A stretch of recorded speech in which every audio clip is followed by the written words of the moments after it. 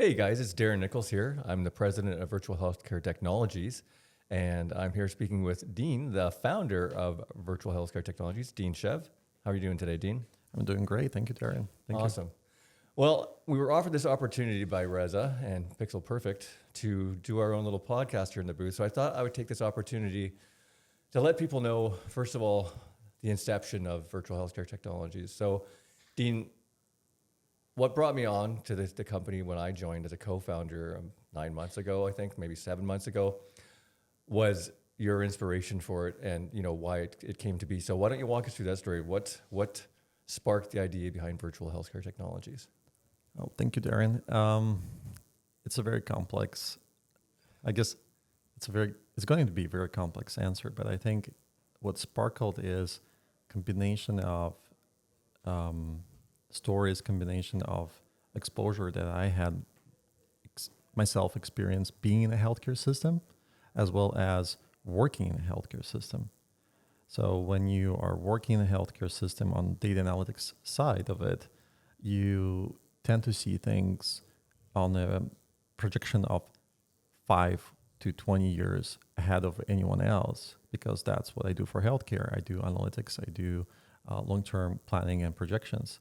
On the personal side, I'm the user of a healthcare, and I myself and my family struggled many times to navigate healthcare system in Canada, and understanding the difficulty of navigating healthcare system for myself, my family, as well as being from the inside, I realized that we're heading in not a very good place in the next 20 years, and something must be done. Awesome. So I guess let's be transparent. Dean and I are from north of the border. We're Canadians by location and by residence, but our company, Virtual Healthcare Technologies, is actually incorporated in the States and is a U.S. company. Our goal, I guess, Dean, as we've talked about it, is accessible, affordable healthcare for anyone, anywhere, anytime. Maybe let's talk a bit about what that actually means and how we think we can do that. Why don't you start us off by telling people about what we're going to offer for phase 1, which is in beta now for primary care and patients. Thank you. The first phase of what we're trying to create is allow people, users who are the regular, essentially any person who seeks help with their health, guidance, and education, to have easy access to the knowledge. And what I learned over the years is that the first barrier to care, or the first barrier to trying to get professional healthcare help, is the fact that many people don't know how to get an insight on the simple healthcare questions. And at the time when they're trying to seek those answers, it's often too late. And it's often being confused about the healthcare system functions in order to get answers. So in simple words, our first step is get the access for people to ask ask any question and get systemic quality answer. And traditionally it was nurses. It was walk-in clinics. It was general healthcare providers on the primary care level. But as the time passes, it becomes less and less accessible. A family doctor and walk-in clinic, they're overloaded all over the country right now. You can't get an appointment unless you are waiting a week or more. Yeah, I mean, I can personally speak to that as a male over 50. I find I used to think of myself as invincible, so I didn't go to the doctor very often. And I thought, okay, once I cross that barrier of 50, I should probably go see the doctor. And I just assumed healthcare was all great, and I just never used it. And when I went to actually use it, and they said, "Well, who's your doctor?" I said, "I don't have a doctor. I guess I should get one. Can I get a doctor, please?" And they said, "Sure, sign up for this list." And it took me 1 month on the list for it to come back and tell me that it would be 1.5 years to get a doctor. Now, I was fortunate enough to go to a clinic and have a doctor take me on much sooner than that, but I was shocked at the healthcare. So in that vein or light, it's not much different than the US. So I did see that there's a big need to give people more access.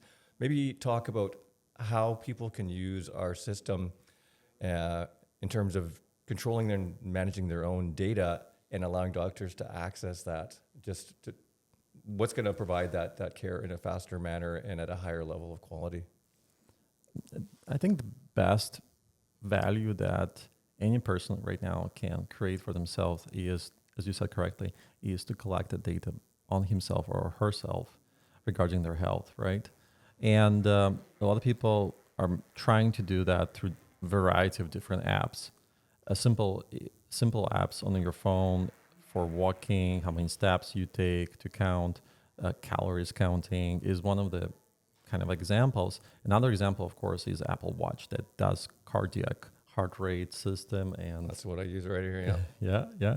I think when these gadgets or when our smartphones came on the market, and as they've evolved over the past 5 years, and as well as smartwatch came around, I think a lot of people realized that this is not just phones anymore. This is essentially medical devices.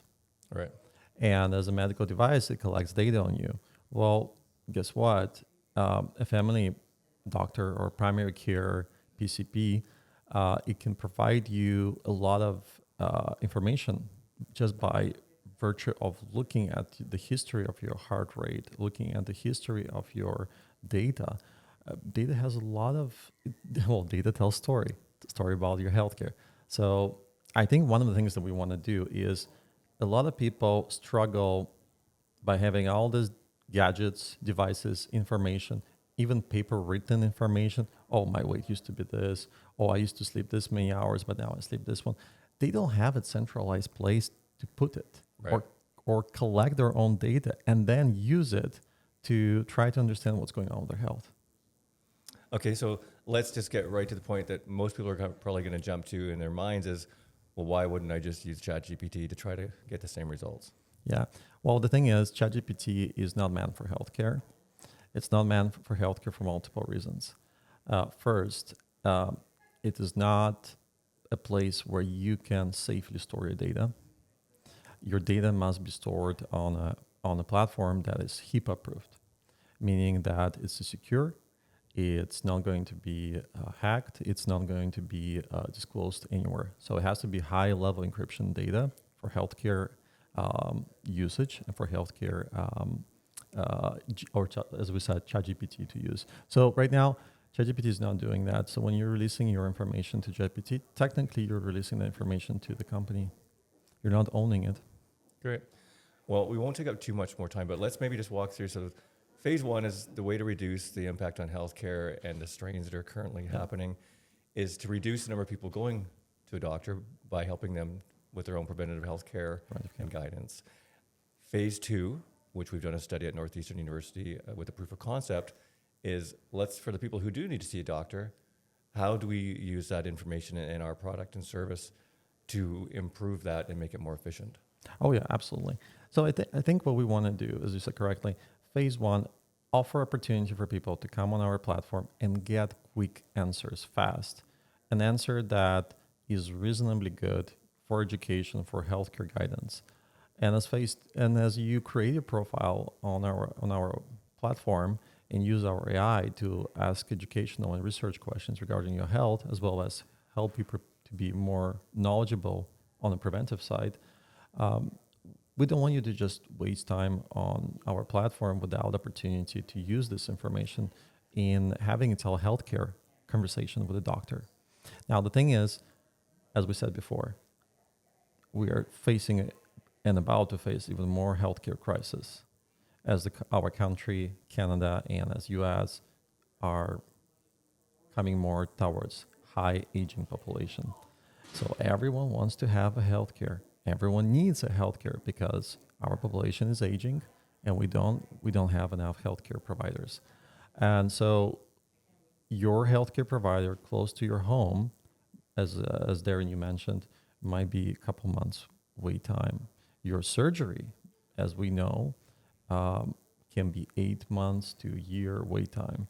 You may not be able to wait that long because your factor of complexity, health complexity, and issues that can come up with that is devastating if you wait too long for certain surgeries.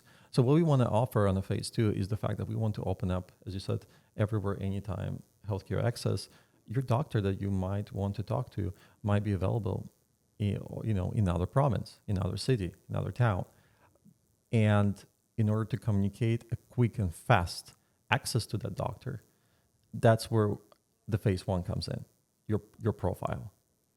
Meaning that you can have a phone call, telehealthcare call, and the doctor will be able to see your profile and use it to help guide you now for the medical advice. That's awesome. So essentially, you have access and control of all your healthcare data at your fingertips, and you're able to share it with whomever you want in a timely manner when it may be important Exactly. for your health. So maybe just quickly walk us through now. And of course, these are guided questions because I'm also a co-founder and president of the company. But walk people through how we use our AI and our backend and our model now to assist the doctor when they get that information that we have in the portal. Yeah. So one of the best things, as you mentioned, we did studies with Northeastern University, and that is specifically for diagnostics. As you know, every patient has a profile, age, gender, vital signs, and potentially the help that you're seeking or the description of your diagnosis, it's not conclusive until further tests or further information is collected. Often enough, doctors are very limited on time, and they need a little bit more guidance or support in making their decisions. Classical, traditional approach was using websites, encyclopedia, or using certain publications to try to learn what kind of symptoms does this describe, a potential diagnosis. So our university studies have shown that when we're using AI, which is at this point surpassed human ability to make decisions and access large amount of data, allows to have a higher probability of decision when it comes to diagnosis. And when we've done our studies, we've shown that anywhere between 80 to 90% of accuracy when it comes to the profile of a person and their description of, description of symptoms, that we were able to get the right diagnosis. Right. And to clarify, when you say AI, you're actually referring to the VHT trained AI, model, which is proprietary. And so when it compared and said, and I know these stats on the commercial side, is that when it said find similar cases, find the relevant published medical articles to support your diagnosis and create a treatment plan, 10 out of 10 of the cases they found were accurate. 9 out of 10 of the published medical article research, or 90%, were accurate. And when compared with doctor diagnosis and treatment plans, there was 80% efficacy in the treatment plans that our model provided. And now it's early days, but it's a good proof of concept. So I guess maybe let's wrap this up. I think we've talked enough about the product. It's there. Phase 1 is functional. We're now in a beta stage. So if you have interest in actually testing this out, please feel free to go to VHT.ai and sign up for the beta program. It is an application process, so not everybody's going to get a chance, but soon enough you'll get a chance to use the actual product. Any closing remarks, Dean, you want to leave on VHT.ai? Or I think it's an exciting time, and I think the opportunity that we have now to use AI to better the healthcare is just it's a mind-blowing effect. And we already had seen several anecdotal examples of, even during our early stage, trying out the product that we created with few friends and family, of what a positive impact it's already given in our lives. So I'm excited for people to do the beta, and I'm excited for this product to come on the market, because I think it will provide a much more personalized care, and actually truly be a personalized care at this point. Because we keep throwing that word around, but nobody actually understands what does it mean. No, I know. I hear it in everyday conversations, and I can't tell you how often I speak to people who have a need for this. So I'm pretty excited to hopefully be a person who can fill that need. And I'm excited to have people join us, do the beta, and then come over to the platform, because when you're going to be trying our product out, you're going to actually see every answer have a percentage of how personalized it is. Yeah, that's pretty cool. It's very cool. Yeah. Awesome. Okay, Dean, thanks a lot. Thank you so much, Darren.